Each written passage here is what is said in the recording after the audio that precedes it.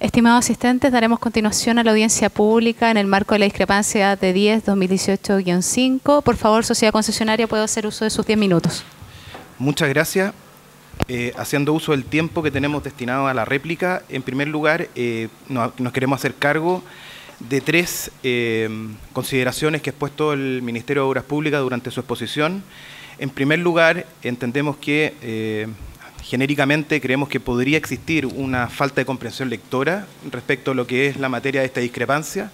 El Ministerio de Obras Públicas dice que no se han cumplido los requisitos del inciso primero del artículo 19 de la Ley de Concesiones, esto es el hecho del príncipe. Y el petitorio de la sociedad concesionaria es sumamente claro que la reclamación se deduce en virtud del inciso tercero, esto son obras adicionales, modificación a las características de la obra y servicios contratados. Creemos que la misma falta de comprensión lectora la tiene al momento de haber citado cuál era el petitorio de la sociedad concesionaria en esta discrepancia para hacerle un símil a un artículo que se cuenta contenido en las VALI. El petitorio de la sociedad concesionaria está basado en el inciso tercero de la Ley de Concesiones. Ese es su petitorio, ese es su objeto, esa es la materia sobre la cual hoy nos exponemos. La misma falta de comprensión lectora creemos que la tiene al momento de hacer una extensión a aquella reclamación que se tramita con el rol de 11 del año 2018. La materia de esa reclamación, el objeto de esa reclamación, son atrasos imputables al fisco y el fundamento de esa reclamación está fundada en un artículo distinto de la Ley de Concesiones, no en el inciso tercero del artículo 19. Además, los costos que se reclaman en esta reclamación son costos directos. El ejercicio matemático es multiplicar P por Q, precio por cantidad, y en la discrepancia de D11 por atraso imputable al fisco, lo que se reclama son HH, esto es la pérdida de productividad y otras aceleraciones y otras materias. En relación a las transacciones, al efecto de las transacciones, es la misma falta de comprensión lectora, es decir, hay un problema de génesis del planteamiento del Ministerio de Obras Públicas. Y si uno lee, por ejemplo, el artículo 1561 del Código Civil, se entenderá y tendrá que conocerlo el Ministerio de Obras Públicas, que por generales que sean los términos de un contrato, el de transacción, solo se aplican a la materia a la cual se ha contratado. ¿Cuál es la materia a la cual se ha contratado en esas transacciones? Es aquella que le puso fin a una reclamación por multa. No guardan relación con obras adicionales, eso es bastante claro. Y si lo hacemos extensivo al artículo 2462 en materia de transacciones, bueno, está regulado que si la transacción recae sobre uno o más objetos específicos, la renuncia general de todo derecho, acción o pretensión deberá entenderse de los derechos, acciones o pretensiones relativas al objeto u objetos que se transige. ¿Qué es lo que se transigió ahí? Las multas, por lo tanto, no cabe esta exención. Por lo demás, es de común conocimiento que el Ministerio de Obras Públicas, cuando exige una modificación de obra, cuando exige una extensión de los plazos, cuando modifica la PSP, cuando exige transacciones, ¿qué es lo que exige? Exige renuncias generales, precisamente es un desconocimiento de aquello que exige el Ministerio de Obras Públicas normalmente para ejecutar cualquier acto. Es decir, las sociedades concesionarias se encontrarían impedidas de accionar ante el honorable panel o ante las comisiones arbitrales porque todas las renuncias que exige el Ministerio de Obras Públicas en la práctica son de esa naturaleza. En relación a nuestra presentación, quisiéramos ser enfáticos en reiterar y ratificar que los documentos que fueron exigidos por el inspector fiscal durante la ejecución del contrato no fueron puestos a conocimiento de la sociedad concesionaria ni de los licitantes al momento de presentar la oferta, y ellos fueron exigidos con posterioridad a la adjudicación de la licitación. Lo que omite el Ministerio de Obras Públicas convenientemente y nunca lo hace valer en esta audiencia es el deber de coordinación, es un principio de derecho administrativo que le atañe al Ministerio de Obras Públicas. Don Roberto es muy asertivo al momento de señalar de que no puede exigírsele a la sociedad concesionaria que tenga que ir a buscar cuánto documento exista de los distintos departamentos, organismos del Estado e incluso instituciones privadas o arquitectos de universidades para hacerla aplicable a un contrato de concesión. La única manera de valorar correctamente los riesgos inherentes a una concesión o a un negocio es que se le entreguen al licitante todos y cada uno de los documentos de manera tal de que le permitan a él evaluar adecuadamente los riesgos implícitos de manera cualitativa y cuantitativamente. Es decir, ir a buscar los documentos a cualquier parte, eso conlleva un riesgo y muy probablemente ese riesgo tendrá que ser valorado al momento, en una fórmula, al momento de aplicar cuál es la tasa de descuento aplicable a este negocio y a este riesgo si el Ministerio de Obras Públicas se le concede la facultad de modificar los contratos a mansalva. En relación a los estudios referenciales, honorable panel, ya estamos cansados de escuchar al Ministerio de Obras Públicas señalar que los estudios referenciales, cuando convenientemente le conviene, cuando convenientemente le atañe, señala que son meramente referenciales, son indicativos y que solamente le implican que el concesionario tiene que elaborar su oferta solamente para fijar más o menos un precio. Pero resulta ser de que en estas reclamaciones, precisamente en aquellas sobre las cuales el honorable panel ya se pronunció con anterioridad y ya le reconoció el carácter de adicionales a esta obra, pues bien, precisamente respecto de ellas, la referencia en las VALI, por favor léalo, es expresa a los estudios referenciales. Es expresa, dice, las dimensiones de una determinada obra tienen que ceñirse a los estudios referenciales de manera tal de que la lectura completa de las bases de licitación tiene que hacerse adecuadamente de manera sistemática, pero tomando en consideración que estas obras tienen una especial referencia a ello.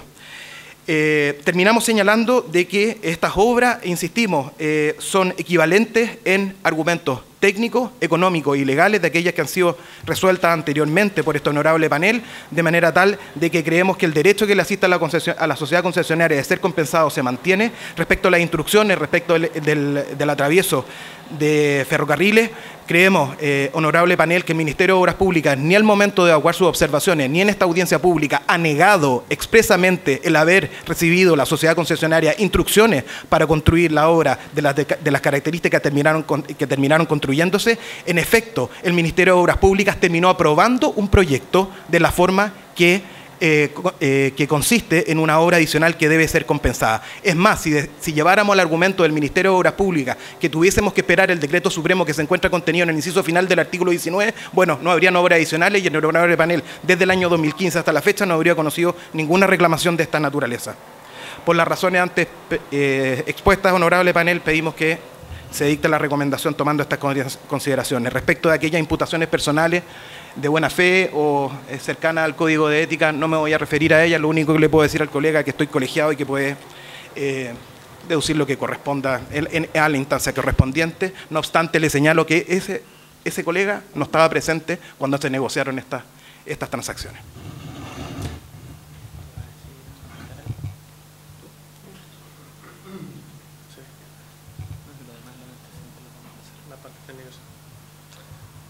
El tema temporal lo vamos a... del manual.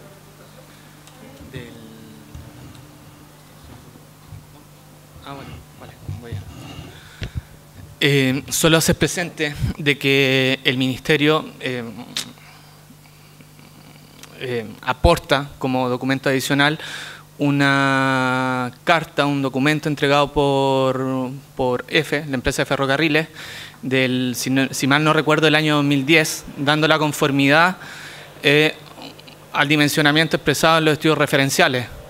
En ese sentido, solamente decir de que no podía ser de otra manera, ya que en ese año el manual de atravieso y paralelismo no hablaba sobre esta materia, sobre no invadir la faja de EFE.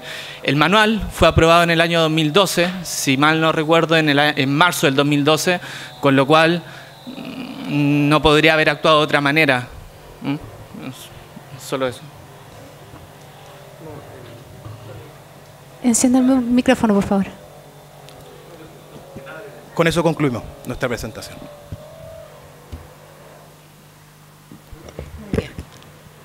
Roberto Añeret. Solamente reiterar la solicitud que le había hecho el Ministerio en relación con este esquema que muestra los 5 metros de los rieles, etcétera. Yo quiero que ustedes hagan el mismo estudio y que nos hagan llegar el esquema, tan simple como eso. Sí, al respecto de eso, a mí me gustaría indicar que en ese manual de atraviesos y paralelismos de EFE, como bien se indica, la primera condición a cumplir es que no se puede excavar dentro de faja. Exacto. Y luego indica una segunda condición, que sería una condición de mínimos, en la cual establece que al menos 5 metros al borde del primer raíl.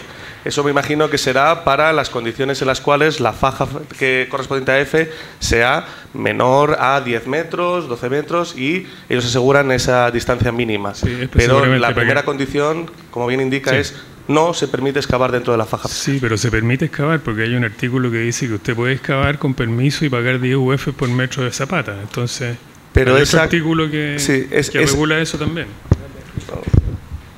Bueno. Bueno, hay que estudiar. Bueno, si ustedes No, discrepan con ese parte del reglamento, se contestará posteriormente. Habría pero, que hacerlo llegar. Exactamente. Esa carta favor, en sí. la que indica ese permiso de pago es de 2010 Sí. y el manual es de marzo de 2012. De ahí, Pero, ¿y cuál es la diferencia en esos dos artículos? ¿Cuál es la diferencia entre lo del 2010 versus el 2012? No, en el 2010 F indica que efectivamente se podría ingresar dentro de la faja. Sí, En y el cumplir 2000 con los 5 metros. Cumpliendo, Perfecto. pagando 10 UFs por Sí, metro lineal de así utilización. es. En el 2012... A 5 metros de cada riel. Sí, no, eso no viene especificado en el 2010. En el 2010 simplemente da un visto bueno al anteproyecto, al anteproyecto, a la estructura presentada, e indica que se permitiría ingresar en la faja con un pago de 10 UFs por metro lineal. Okay. Pero en el manual de marzo de 2012 es donde sale ese artículo donde se indica primero que no se permiten excavaciones dentro de la faja fiscal y luego hace una segunda condición de mínimos en la que indica que al menos 5 metros desde el rail. Ya. Pero en ambos casos habría cumplido los 20 metros que especificaba el Ministerio, ¿no? En ambos casos sí. Yo personalmente considero que si se hubiera dado esa oportunidad o si se hubiera dado ese caso, la valoración del pago a F sería aproximadamente unas 1.500 UFs por lado, más el costo de este personal y demás, por lo que se indicó de que no se hicieron esos trámites. Entiendo que una valoración de aproximadamente unos 110 millones de pesos, que sería el coste de esos pagos a F, versus el sobrecoste de realizar la estructura como se hizo, seguramente si hubiera estado eso encima de la mesa, se hubiera tomado una determinación diferente. A ver, entiendo que el pago siempre ha estado sobre la mesa. El pago estaba desde el 2010 sobre la mesa. Lo que no estaba sobre la mesa eran los 5 metros. Entonces ustedes podrían haber decidido pagar esos 1.500 UF. Tema, en el manual de travieso y paralelismos de marzo de 2012 se nos exige no excavar dentro de la faja. No excavar dentro de la... me perdí ya, porque usted puede excavar dentro de la faja si paga. Lo que no está especificado son los 5 metros de riel, de cada riel hacia cada lado. Eso es lo que me está diciendo. Sí, son distintas, son cosas distintas la excavación dentro de faja y a la ocupación de la faja. Entonces, pero sí, pero bueno, haremos el ejercicio. Háganos llegar un informe al respecto. Haremos el ejercicio de lo que solicitado. ustedes piensan de lo que pasaba en el 2010 y de lo que pasaba en el 2012 para nosotros tener más claridad al respecto. Perfecto. Gracias, Presidenta.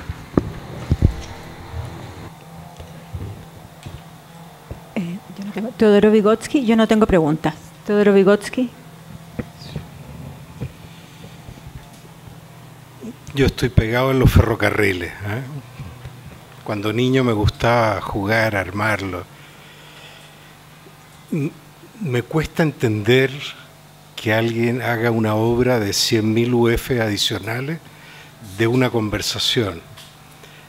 Yo entiendo que hay libros de obra. ¿Qué dice ese libro de obra? ¿Cómo no hay ningún papelito, una servilleta, ¿Usted, conversando conmigo, haría una obra de 100.000 UF adicionales? Explíqueme eso, porque tengo que entenderlo. Es cierto que hay métodos de control del seguimiento de obra que igual en este caso pues no se han llevado y seguramente esclarecerían mucho de lo que aquí se está tratando, pero desgraciadamente no contamos con más información de la presentada. Recabaremos algo más para poder incorporarlo. Coincido con usted ¿Qué fue lo último que me dijo? No, que digo que recabaremos más información para ver si conseguimos algo que pueda aportar más luz a esta, como tú dices, ejecución de una obra adicional de 100.000 UFs solo porque sí. Claro, por favor, estoy hablando con el ingeniero, porque este es un panel técnico. ¿Te parece extraño, no es cierto? Alguien arriba aceptó que fueran a comprar cemento, fierritos, cables, clavos, se salió de presupuesto, 100.000 UF un número respetable, fueron a Sodimac, constructor, ¿no es cierto? Algo tiene que haber pasado. Yo me imagino que cualquier empresa constructora, ni hablar de la tuya, tiene control de gestión. Absolutamente. ¿Tienen un gerente de control de gestión, control de presupuesto?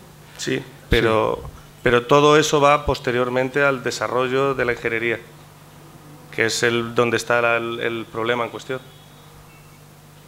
Hay una anomalía en lo que ocurrió ahí. Yo lo desconozco porque no formaba parte del equipo de desarrollo de ingeniería, pero claro, claramente la construcción, lo que se construyó es lo que se aprobó. El problema es qué es lo que ocurrió para que se aprobara eso. Claro, lo que se construyó, tienes que darme evidencia, a mí por lo menos, si no voy a hacer un voto de minoría, de que hay una instrucción expresa. Porque no sé si tú sabes el procedimiento, nosotros lo resolvemos una materia, el MOB puede apelar, escalar a otro nivel, y de ahí va a Hacienda, y no necesariamente las recomendaciones terminan siendo una transacción. Y alguien va a pedir evidencia. De hecho, el monto más importante de la compensación está en el ferrocarril. Entonces, te invito a que sean muy diligentes en encontrar documentación sólida al respecto. Y ahí le puedes pedir ayuda al abogado para que te diga que es robusta. Muchas gracias, ingeniero. Gracias a usted. ¿No? Fernando, ahora. No hay más preguntas. Los panelistas hemos terminado con las consultas. Por favor, acercarse a la mesa los representantes del MOB. Puede hacer uso de sus 10 minutos a contar de ahora. Bueno, en primer lugar, reafirmamos todo nuestro dicho respecto a las 3 reclamaciones de la sociedad concesionaria. En segundo lugar, me gustaría hacer una aclaración al panelista señora Vara respecto al fundamento legal del tema pasarela. Yo dije que este era claro, el fundamento legal es claro y lo es. En la ley 20.442, la cual en el artículo 28 establece expresamente que las construcciones deberán ser accesibles y utilizables en forma autovalente y sin dificultad por personas con discapacidad, especialmente por aquellas con movilidad reducida. Lo que se acompaña en el artículo 5º transitorio, que este especial énfasis, que dice: todos los reglamentos a los que se refiere esta ley deben dictarse dentro del plazo de 9 meses, contado desde su publicación en el Diario Oficial. Lo anterior no obsta a exigir el cumplimiento de los derechos, garantías y obligaciones consagrados en esta ley. Por tanto, este artículo transitorio establece claramente la obligación de la sociedad concesionaria de construir en forma accesible y utilizable en forma autovalente por personas con discapacidad. Bien, yo quisiera enfatizar la parte técnica que le gusta que enfaticemos respecto a los estudios referenciales.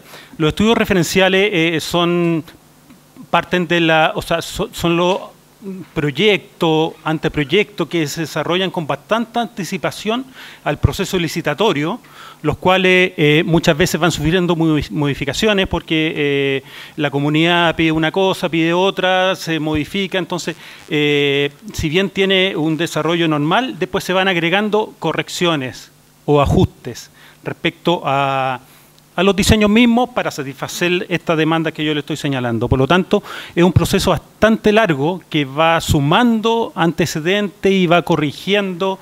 A mí me ha costado un poco hilar la secuencia para esta reclamación y se van agregando documentos para tratar de tener todos los antecedentes. No se entregan todos los documentos.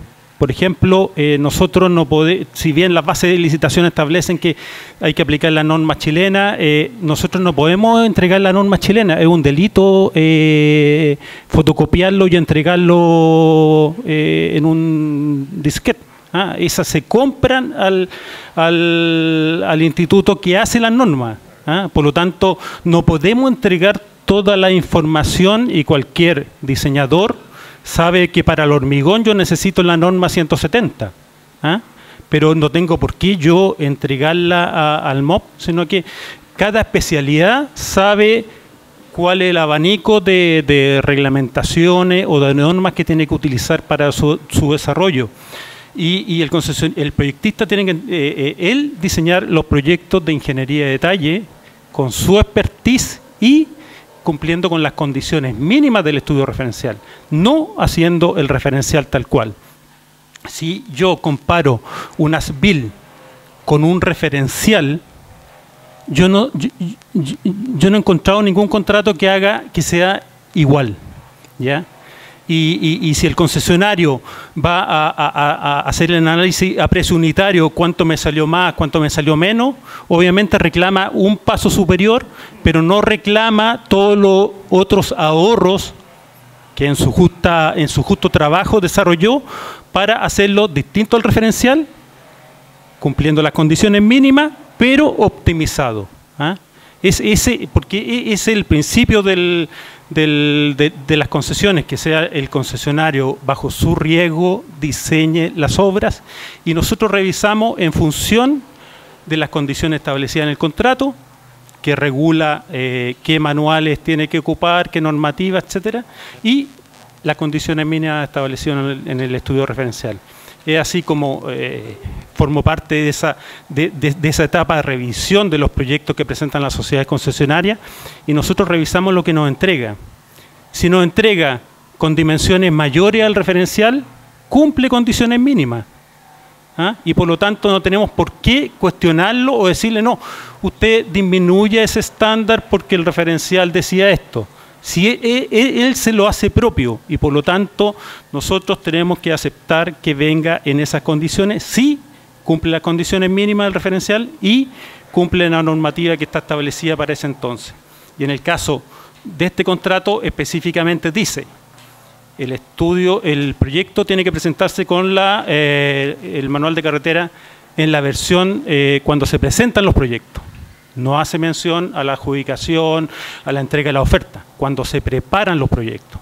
El proyecto específico del ferrocarril se entregó el 2013. Así que si ellos quieren hacer valer la normativa del 2012, estaba plenamente vigente dentro de la elaboración de los proyectos de ingeniería de detalle.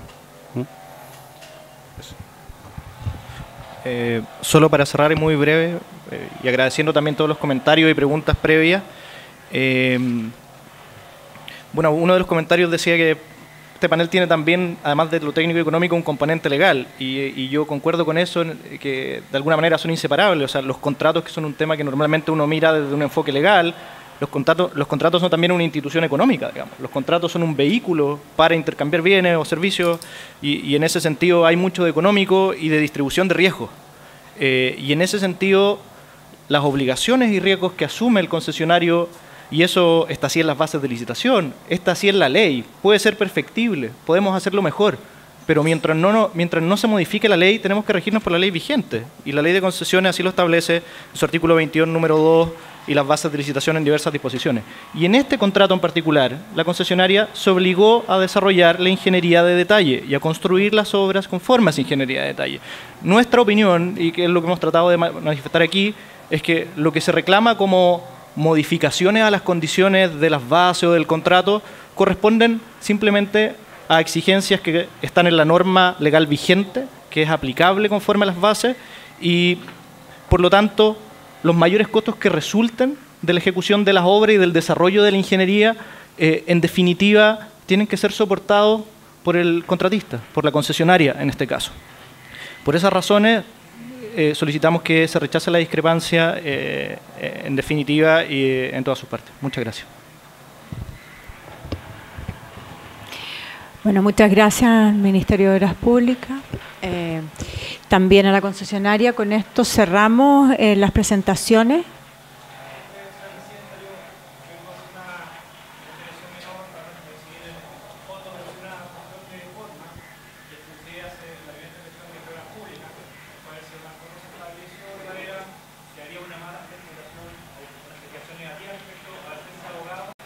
de otras causas que va a estar en discusión del plan técnico con el caso de Venezuela. Yo trabajaba en el sistema de concesiones de más de 4 años y no he visto nunca a este plan técnico en la distintas instancias que habían participado como asistente, como asesor, tanto por el MOC. Sí, le pido, ¿sabe qué?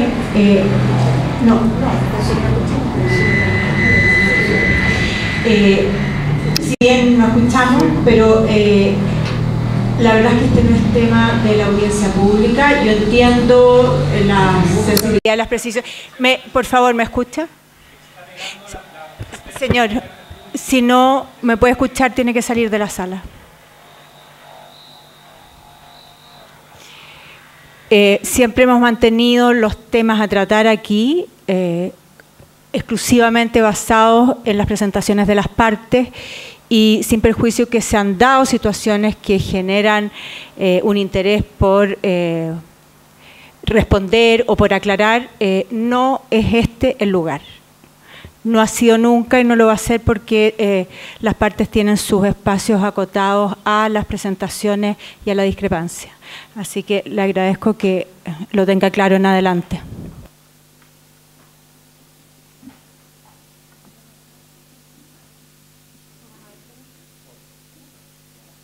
No existiendo preguntas, se da por concluida la audiencia pública. Les recuerdo que las observaciones a la misma se tienen que entregar con fecha 28 de enero del presente año. Muchas gracias.